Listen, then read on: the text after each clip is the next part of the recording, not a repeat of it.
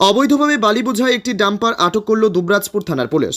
ওই ডাম্পারটিতে অবৈধভাবে বালি পাচার করছিল পাচারকারীরা। পুলিশ সূত্রে জানা যায়, ইলামবাজারের জয়দেব এলাকায় অজয় নদ থেকে অবৈধভাবে বালি বোঝাই করে অন্যত্র পাচার করা হচ্ছিল।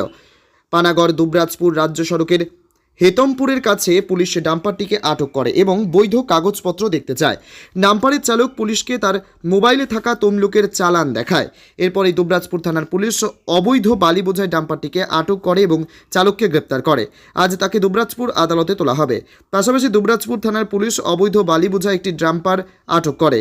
পুলিশ সূত্রে জানা যায়, দুবরাজপুরের লোবা এলাকায় অজয় নদ থেকে অবৈধভাবে বালি তুলে ট্রাক্টর করে পাচার করা হচ্ছিল দুবরাজপুর শহরের ভেতরে। পুলিশে ধাওয়া করে বালি বোঝাই ট্রাক্টরটিকে আটক করে এবং চালককে গ্রেপ্তার করা হয়। দুটি গাড়ির মালিকের বিরুদ্ধে মামলা রুজু করেছে। হ্যাঁ অজয়নগর থেকে অজয়নগর থেকে অজয় থেকে আমি চিনি না এদিকে, আমি নতুন এসেছি। কোথায় যাচ্ছিল বাড়িটা? বাড়িটা শিউর। মানে তোমার বাড়ি কোথায়? আমার বাড়ি মুর্শিদাবাদ।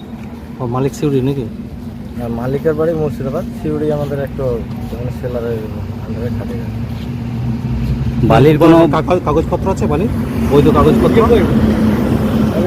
কাগজপত্র আছে? চালান আছে? চালান তো নেই। বিনা চালানে নিয়ে আসছো? ধার থেকে কোনো চালান দেয় নাই? না। কি নাম? আমার নাম ফারিদুল আলম। হ্যাঁ, ফারিদুল আলম।